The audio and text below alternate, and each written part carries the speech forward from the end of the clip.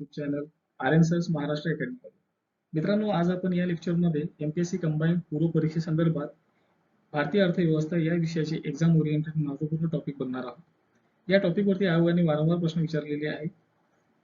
चला तर मग बघूया भारतीय अर्थव्यवस्थेतील परीक्षेच्या दृष्टिकोनातून महत्वपूर्ण टॉपिक.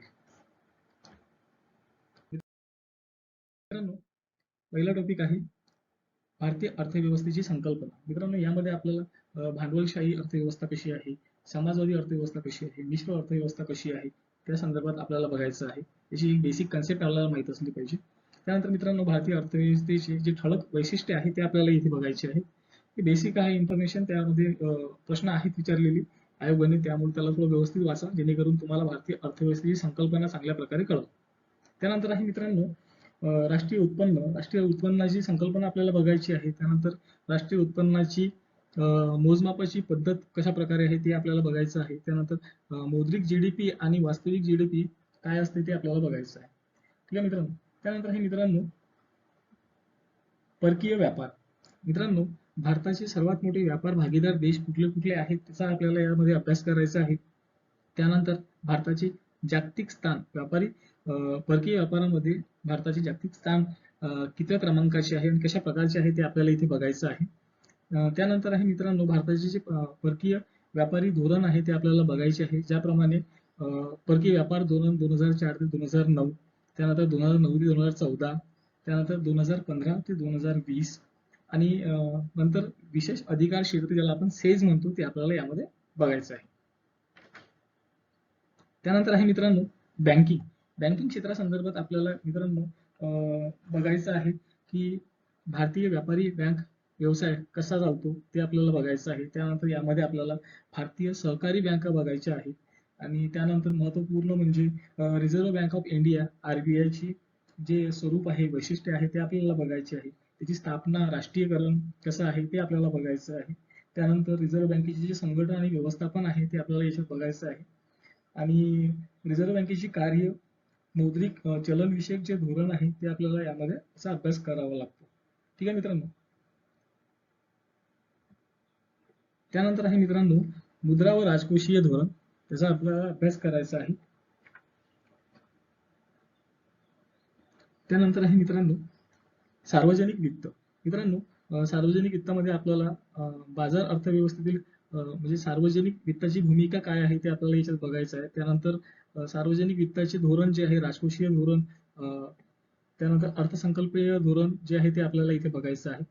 त्यानंतर आहे मित्रांनो समोरचा टॉपिक उद्योग. आपल्याला उद्योगासंदर्भात भारतीय उद्योग कशा प्रकारे चालतो त्या संदर्भात आपल्याला अभ्यास करायचा आहे. त्यानंतर आहे मित्रांनो दारिद्र्य व बेरोजगारी.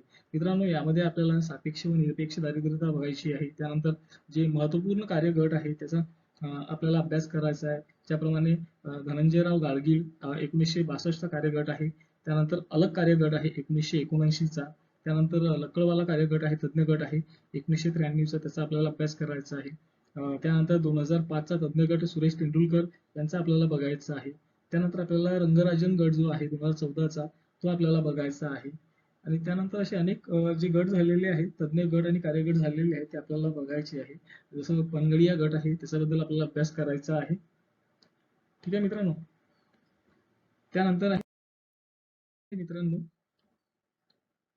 लोकसंख्या. मित्रांनो, आपल्याला भारतीय लोकसंख्या बघायची आहे की आपण जागतिक दृष्टिकोनातून आपल्या लोकसंख्येच्या वाढीचे जे टप्पे आहेत ते आपल्याला बघायचे आहे.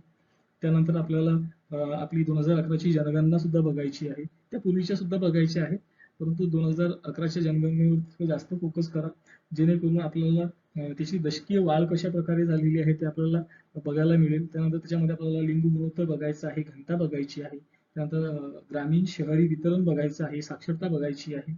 आणि याचबरोबर आपल्याला महाराष्ट्राची सुद्धा लोकसंख्या आणि 2011 नुसार जनगणना बघायची आहे. त्यानंतर आहे मित्रांनो अर्थसंकल्प, ज्याच्यामध्ये आपल्याला भारत आणि महाराष्ट्र या दोन्ही संदर्भात वित्तीय वर्ष बघायची आहेत. त्यानंतर आहे मित्रांनो लेखा व लेखा परीक्षण, याचा आपल्याला अभ्यास करायचा आहे. त्यानंतर आहे मित्रांनो पंचवार्षिक योजना. तुम्हाला माहिती असेल पंचवार्षिक योजना, नीती आयोग वगैरे आपल्याला बघायचं आहे. त्या संदर्भातल्या ज्या महत्वपूर्ण पंचवार्षिक योजना आहेत त्यामध्ये जे की कार्य झालेले आहेत ते आपल्याला बघायचे आहेत. काय काय तरतुदी होते त्या सुद्धा आपल्याला त्यामध्ये बघायचे आहे. त्यानंतर आहे मित्रांनो चलनवाढ. आपल्याला चलनवाढ संदर्भात महत्वपूर्ण टॉपिक आहे हा. या संदर्भात सुद्धा आपल्याला अभ्यास करायचा आहे. त्यानंतर आहे मित्रांनो व्यापार तोल आणि व्यवहार तोल. यामध्ये मित्रांनो आपल्याला रुपयाचा विनिमय दर, विनिमय दराचे प्रकार आपल्याला बघायचे आहे. त्यानंतर फेरा आणि फेमा जे कायदे आहे ते आपल्याला बघायचे आहे.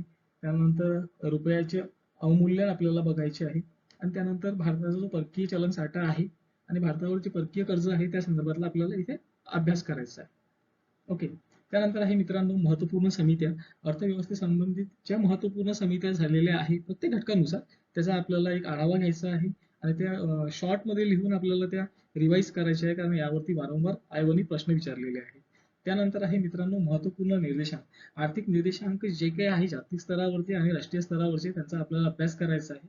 आणि एक महत्वाची गोष्ट म्हणजे मित्रांनो भारतीय अर्थव्यवस्थेचा अभ्यास करताना आपल्याला यासोबत आर्थिक घडामोडी यांचं इंटरलिंक करायचं आहे आणि त्या संदर्भात त्याला जुळवून घेऊनच अभ्यास करायचा आहे, म्हणजे जेणेकरून आपल्याला जे आयोगाने विचारलेले प्रश्न आहेत तर त्याचा कल समजतो आणि त्याचे आपण चांगल्या प्रकारे उत्तरं देऊ शकतो.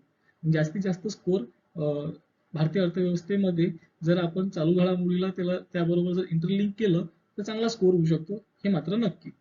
ओके मित्रांनो, तर अशा प्रकारे मित्रांनो आपण भारतीय अर्थव्यवस्थेवरील महत्वपूर्ण टॉपिक बघितले आहेत. जर तुम्हाला व्हिडिओ आवडला असेल तर नक्कीच लाईक करा, शेअर करा, सबस्क्राईब करा. थँक्यू.